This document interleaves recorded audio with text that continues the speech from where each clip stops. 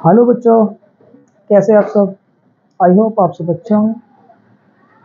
Students, आज हम एक छोटे से चैप्टर की बात करने जा रहे हैं और जिसका एग्जाम में वेटेज है 4 मार्क्स का और ये क्वेश्चन आना ही आना होता है, ठीक है ना। और दूसरी बात, ये चैप्टर बहुत ही आसान है। चैप्टर का चलो समझते हैं। चैप्टर का नाम है tools of financial statement analysis, comparative and common size. Tools का मतलब समझते हैं। टूल्स का मतलब क्या होता है? औजार और हथियार, है ना, जिसकी हेल्प से किसी भी स्टेटमेंट को क्या किया जाता है, एनालिसिस किया जाता है। ठीक है, ये कहता है analysis of financial statement is a systematic process of analysing and evaluating the relationship between components या एलिमेंट्स या items of financial statement for better understanding of financial position या report, profitability, operating efficiency and growth potential the business. यानी ये analysis क्या है, सबसे पहले समझते हैं financial statement. Financial statement mean balance sheet. अब बैलेंस शीट कैसे बनती है? ट्रेडिंग से बनती है, प्रॉफिट एंड लॉस से बनती है। कंपनी कंडीशन में क्या बनता है? स्टेटमेंट, प्रॉफिट एंड लॉस बनता है। Then we prepare balance sheet. तो हम उससे क्या करते हैं, एनालिसिस करते हैं अपनी फाइनेंशियल पोजीशन को कि आज हम कहाँ पर खड़े हैं, हमारा प्रॉफिटेबिलिटी रेशो कितना है, ऑपरेटिंग एफिशिएंसी यानी जिस काम को हम कर रहे हैं वो कैसी है हमारी, और ग्रोथ कैसी है। इन टूल्स में दो टूल आते हैं जो बहुत ही कॉमन पॉपुलर है या कॉमन है। पहला है आपका कंपैरेटिव स्टेटमेंट और दूसरा है कॉमन साइज स्टेटमेंट। नाम से पता चला कंपैरेटिव यानी कि तुलना करना है ना, कंपैरिजन कर रहे हैं, ठीक है ना। ये कंपैरिजन अपनी ही कंपनी से या फर्म से किया जा सकता है या फिर दूसरे से किया जा सकता है, ठीक। कॉमन साइज स्टेटमेंट ये भी फाइनेंशियल स्टेटमेंट है। इसमें क्या होता है, इंडिविजुअल कंपोनेंट्स या एलिमेंट आइटम्स फाइनेंशियल स्टेटमेंट के 2 और मोर ईयर्स, है ना, 2 या 2 से अधिक साल के लिए परसेंटेज की फॉर्म में इसको कैलकुलेट करते हैं। देखो, कंपैरेटिव स्टेटमेंट में एक तो होता है इंट्रा कंपैरिजन, है ना, एक होता है इंटर कंपैरिजन। फर्म का या कंपनी का कह सकते हैं, किसी को कर सकते हो आप। एंटर में तो क्या होगा, ये कहता है when comparative statement of the firm financial statement of 2 और मोर ईयर्स इज प्रिपेयर्ड, 2 या 2 से अधिक साल का प्रिपेयर किया जाता है, ठीक है ना। उसको क्या कहते हैं, एंटर फर्म कंपैरिजन कहते हैं, ठीक है। Inter firm comparison when comparative statement of the firm financial statement is paid with that of another firm. यहाँ पे क्या हो रहा था, यहाँ पर अपनी ही फर्म का 2 साल का डाटा को क्या कर रहे थे, एनालिसिस कर रहे थे। यहाँ पर क्या कर रहे हैं, इंटर में क्या कर रहे हैं आप, दूसरे फर्म से, यानी कि टाटा की कंपनी है और रिलायंस की कंपनी से क्या कर रही है, अपना कंपेरिजन कर रही है कि इसकी कैपिटल कितनी है, उसमें, है ना, हमारी कितनी है, इसका प्रॉफिट कितना है, हमारा कितना है, प्रॉफिट एंड लॉस की कंडीशन में, ठीक है ना। तो इंटर फर्म का मतलब क्या होगा, अपनी ही फर्म से, और इंटर का मतलब क्या होता है, अनदर फर्म से, ठीक है। इसका फॉर्मेट देखते हैं। अच्छा, इसमें दो ही कंडीशन होगी, या तो प्रॉफिट एंड लॉस होगा, स्टेटमेंट प्रॉफिट एंड लॉस होगा, या फिर आपको क्या होती है, बैलेंस शीट होती है। फॉर्मेट देखते हैं कैसे बनता है। Format of comparative balance sheet. आपको बैलेंस शीट गिवन होगी, यहाँ पर नोट्स होगा, previous year, current year, absolute change, ये प्लस में भी आ सकता हो, माइनस में भी आ सकता है।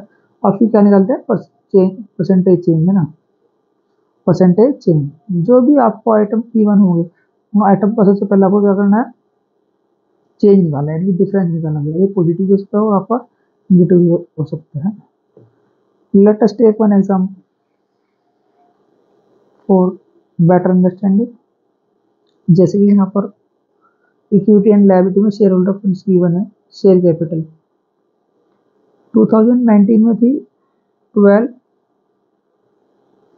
लाख और 20 में आपकी 18 में। तो देखो पहले इसकी कैपिटल 12 लाख थी, आज कितनी है 18 लाख है। कितना चेंज आया? तो क्या करेंगे, करंट ईयर में से आप क्या करेंगे, प्रीवियस ईयर को लेस करेंगे, यानी बड़े वाले साल में से छोटे वाले साल को क्या करेंगे, माइनस करेंगे। देखो जो भी आइटम गिवन होंगे सब के, तो 18 में से 12 को लेस करा कितना, 6 लाख आया। कितना, 6 लाख। अब इसको परसेंटेज में कन्वर्ट करेंगे, कितना परसेंट चेंज आया, 6 लाख अपॉन में 12 लाख इंटू 100, इसमें कन्वर्ट हो जाएगा, यानी 50% का क्या आया, चेंज आया।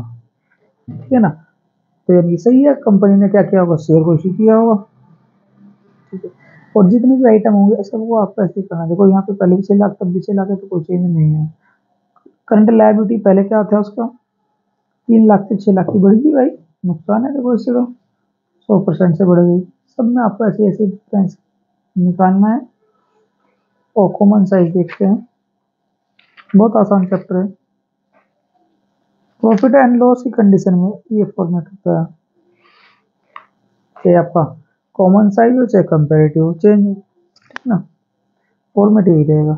सबसे पहले आपको क्या देख रखा है, रेवेन्यू फ्रॉम ऑपरेशन और other income. Revenue from operation क्या होता है, जो आपका मेन बिजनेस होता है उससे होने वाली आपकी इनकम, उसको बोलते हैं रेवेन्यू फ्रॉम इनकम। फिर क्या होता है, बिजनेस की बहुत सारी अदर इनकम भी होती है। अगर आप इन दोनों को ऐड करेंगे तो आपको क्या मिलेगा, टोटल रेवेन्यू, यानी कि टोटल इनकम, है ना। इनकम में क्या होता है, रेवेन्यू में क्या होता है, कॉस्ट प्लस प्रॉफिट, यानी सेल्स होता है बेसिकली। टोटल रेवेन्यू मिल जाएंगे। टोटल रेवेन्यू में से आपको लेस करने हैं अपने एक्सपेंस। एक्सपेंस कौन से सर, एक्सपेंस कौन से होते हैं भाई, जैसे cost of material consume, purchase of stock in trade, change in inventory, finish goods की हो सकती है, वर्क इन प्रोग्रेस की हो सकती है, employment benefit expenses, finance cost, depreciation, other expense, बहुत सारे हो सकते हैं। तो टोटल रेवेन्यू में से आपने अपने टोटल खर्चे को लेस कर दिया तो आपको बचा क्या, आपको मिला प्रॉफिट बिफोर टैक्स। ठीक है, मान लीजिए आपकी टोटल इनकम 10 लाख थी और टोटल खर्चे 5 लाख थे, तो 10 लाख में से आपने 5 लाख को घटाया तो प्रॉफिट आपके पास आ गया कितना, 5 लाख, है ना। इसको बोलते हैं प्रॉफिट बिफोर टैक्स, यानी भी आपको, आपने गवर्नमेंट को टैक्स नहीं दिया। तो गवर्नमेंट कही भैया हमको भी कुछ दो, आपने तो 5 लाख कमा लिए, मान लीजिए 50% टैक्स दे दिया तो 2.5 लाख आपसे दोगे गवर्नमेंट को, तो फिर आपके पास क्या बचेगा, प्रॉफिट आफ्टर टैक्स। क्या बचेगा आपको, प्रॉफिट आफ्टर टैक्स, ये आपका आ जाएगा। फिर भी इसमें भी ऐसे ही करेंगे, बी में से ए को लेस करेंगे, चेंज आएगा, फिर उस चेंज को क्या करते हैं, परसेंटेज की फॉर्म में निकाल दें। चलो देखते हैं, जैसे कि इस क्वेश्चन में देखिए, रेवेन्यू फ्रॉम ऑपरेशन और अदर इनकम, इन दोनों को ऐड कर लेंगे तो क्या बन जाएगा, टोटल रेवेन्यू। क्या बन जाएगा, टोटल रेवेन्यू, और एक्सपेंस हटा देंगे तो क्या आ जाएगा, प्रॉफिट बिफोर टैक्स।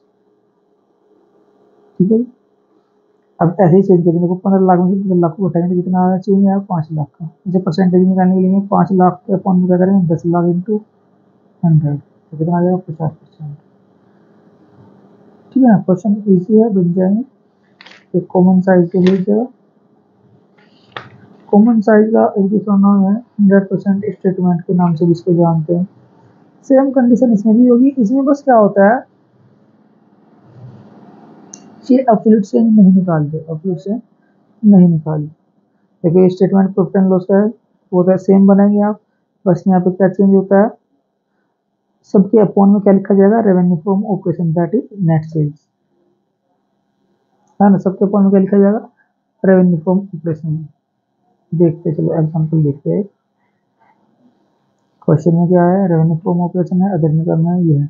तो रेवेन्यू फ्रॉम ऑपरेशन में अदर इनकम को ऐड कर दीजिएगा तो क्या बन जाएगी आपकी, टोटल रेवेन्यू बन जाएगा। क्या बन जाएगा, टोटल रेवेन्यू बन जाएगा। टोटल रेवेन्यू में से आपने एक्सपेंस को लेस कर दिया तो क्या बच गया आपके पास, प्रॉफिट बिफोर टैक्स बच गया। क्या बच गया, प्रॉफिट बिफोर टैक्स। देखो कंपेरेटिव में तो क्या कर रहे थे हम, इसमें से इसको लेस कर रहे थे, कंपेरेटिव में क्या करते, इसमें से इसको लेस करते हैं, यानी बी में से ए को लेस कर रहे थे, लेकिन इसमें ऐसे नहीं करते।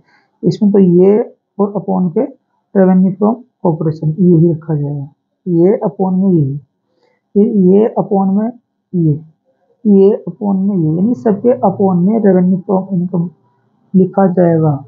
इसलिए इसका नाम क्या होता है, 100% स्टेटमेंट के नाम से जानते हैं इसको।